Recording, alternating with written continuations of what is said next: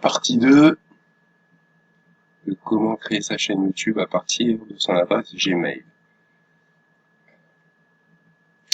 Donc, nous étions dans personnalisation de chaîne au niveau de l'onglet branding.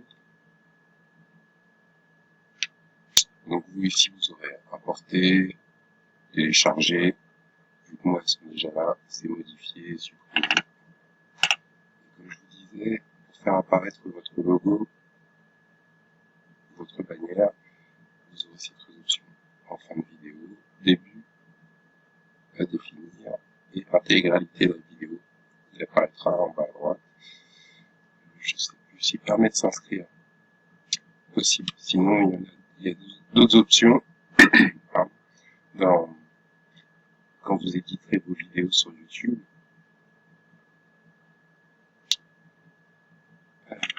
qui permettent de s'inscrire à la chaîne.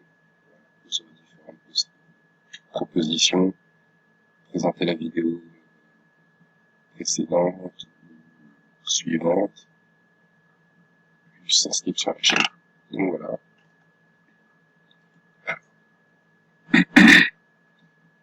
Là, vous aurez la description de la chaîne à rédiger, description de votre site, votre service,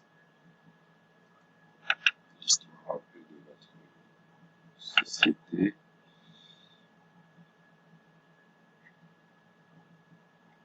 Ici, vous avez l'URL de votre chaîne YouTube.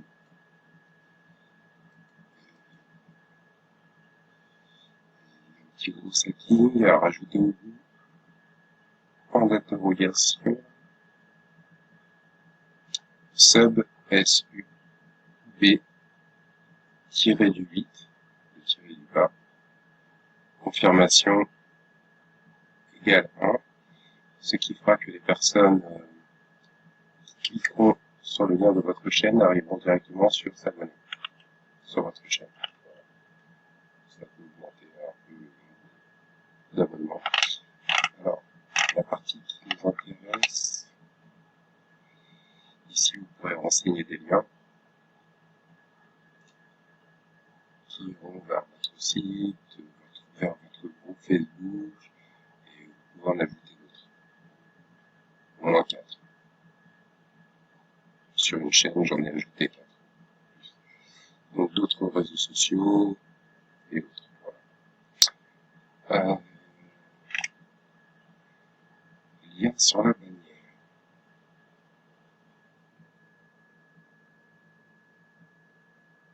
Ah, c'est les liens affichés sur votre chaîne. Alors, je sais pas si je l'ai fait.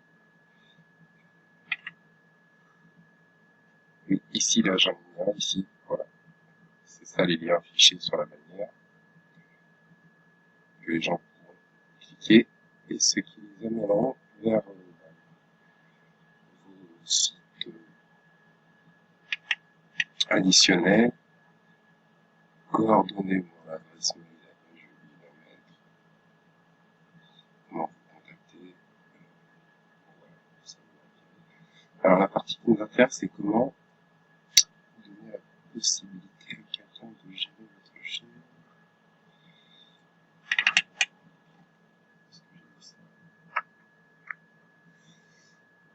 Je fais une petite recherche, je reviens à vous. Ah, alors pourquoi on va ici, il y a des exemples, là c'est toujours sur bannière.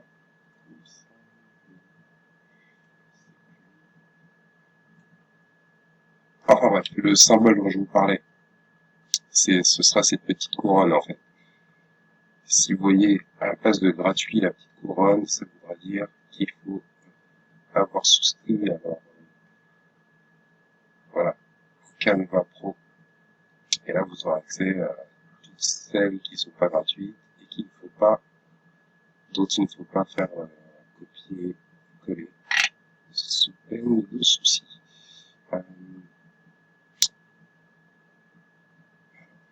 Je fais la recherche et je reviens vers vous. Alors, ici dans le menu, donc il y aura le tableau de bord, contenu, playlist, données analytiques, commentaires, sous-titres.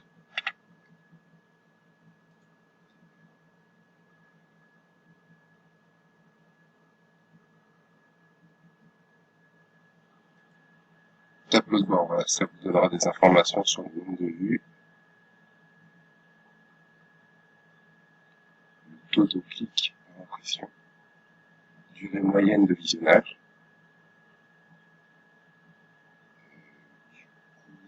Selon vos compos, entre 3, 5, 7, 10 minutes, c'est à vous de voir, de faire des tests. Votre nombre d'abonnés, au cours des 28 derniers jours, le nombre de vues, d'une durée de visionnage en heure, là c'est tout sur 28 jours, les vidéos les plus regardées, données d'analyse de chaîne,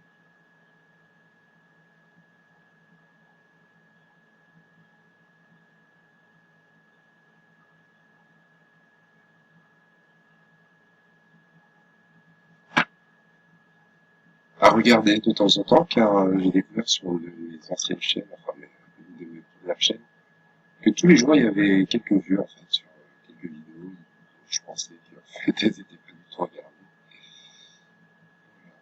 Alors là c'était le moment de la sortie de la première. Et donc pas sortir des vidéos une par semaine, voire deux, voire trois. Qui a un flux continu de visionnage avec des mots-clés mis dans les tags de la vidéo. Alors, ça, c'est ça. Qu'est-ce que je vais vous montrer? Couverture.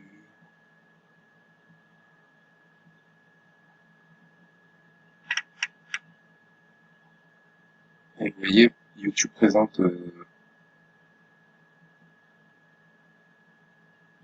la durée de visionnage comme un entonnoir.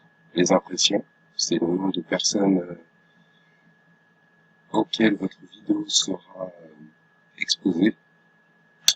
Taux de clic dessus, 8,9%. Vue générale par les impressions.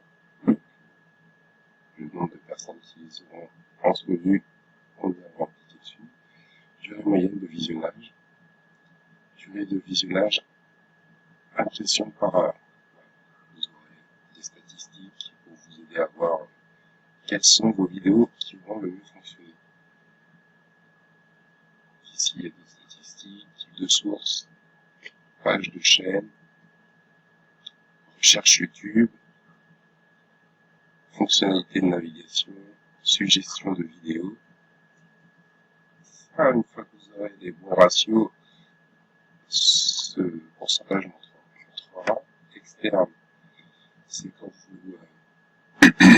vous partagez votre vidéo sur les autres réseaux sociaux, sur des pages de votre site.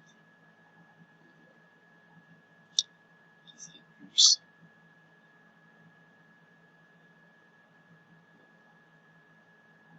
Ah oui, ça je l'ai découvert il n'y a pas longtemps. C'est super intéressant quand on a plusieurs vidéos.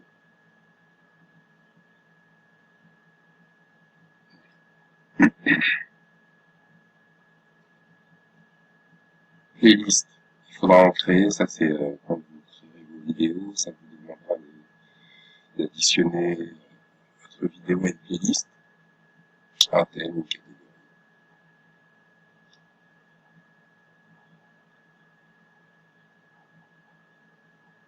Il n'y en a pas. Je fais pause et j'essaie de retrouver l'endroit où on peut donner la possibilité à quelqu'un de gérer votre chaîne. Car dans mon service visibilité web ou global internet, il y a cette option.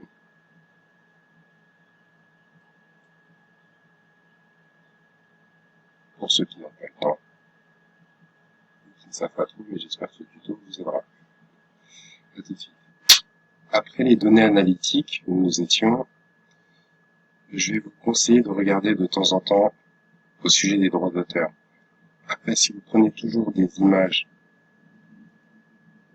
libres de droit, et si vous faites vos vidéos vous-même, il n'y aura pas de souci avec ça, mais de temps en temps, jetez un œil là-dessus. si vous n'êtes pas très sûr. Après, YouTube fait des applications automatiques. Il vous donne le nom des musiques, par exemple, si vous avez utilisé une musique, et la musique aussi. Il vous donne le nom de l'artiste, et la maison de disque, et autres. Après, vous faites des crédits. Dans votre descriptif de vidéo, il faut la rajouter. Et cette vidéo, sachez qu'elle ne sera pas monétisée. Mais de toute façon, pour être monétisée, c'est à partir de 1000 abonnés et je sais plus combien d'heures de visionnage. Voilà, c'est dans sa monétisation là, qui vous expliquera tout ça. La bibliothèque audio, c'est pour avoir des morceaux libres de droit.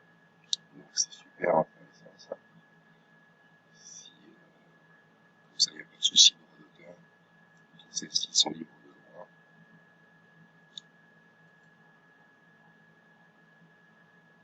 Ah voilà, c'est requis 4000 heures. Donc 1000 abonnés et 4000 heures pour pouvoir prétendre avec Google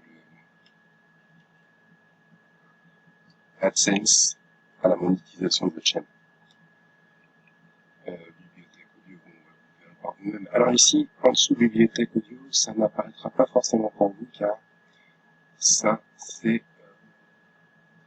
équivalent au plugin gratuit qui s'appelle vidIQ et qui donne des indications pour les mots-clés, la concurrence, les concurrents, les tendances, les vidéos les plus visionnées, audit de la chaîne, accomplissement, académie, vidIQ, ça c'est ce plugin, un plugin Chrome, donc dans Chrome Web Store, je vous conseille de le télécharger. Il aide à voir si les mots-clés que vous voulez utiliser sont très concurrentiels. Dans ce cas-là, utilisez une combinaison de mots-clés. Ça s'appellera donc des mots-clés moyennes traîne et plusieurs mots-clés de longue traîne qui sont moins concurrentiels. Voilà. Ça, c'est le plugin Chrome vidIQ qui donne toutes ces stats aussi. En un coup d'œil, vous avez accès à tout ce que les données analytiques vous donneront. Et il y en a un autre ici, là je suis plus connecté, mais à un moment les deux étaient connectés, vous choisissez un des deux. TubeBuddy, qui est reconnu par YouTube et qui donne le même style d'information. Et vous aurez même la possibilité de copier les tags sous une vidéo ressemblante à la vôtre. Ça, les vidéos recherche de tags, où ça peut inspirer. Je reviens vers vous et j'essaie de trouver la fameuse partie où l'on peut donner la possibilité à quelqu'un de gérer sa chaîne. À nouveau, ça y est, je l'ai retrouvé. Donc une fois que vous êtes dans ce tableau, là je me suis mis sur contenu de chaîne. On était sur monétisation avant. En fait, il suffit d'aller sur paramètres.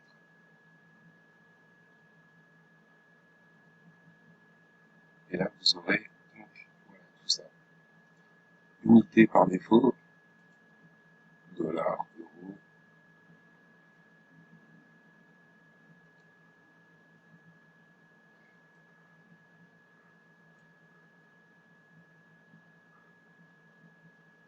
En laissant dollars. Ici,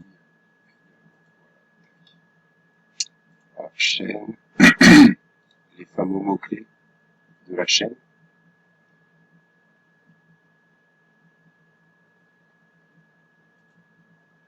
Paramètres de mise en ligne par défaut, vous pourrez mettre une description par défaut pour des vidéos qui se ressemblent. Et sinon, donc c'est dans autorisation, il me semble, voilà, d'ailleurs propriétaire, inviter quelqu'un,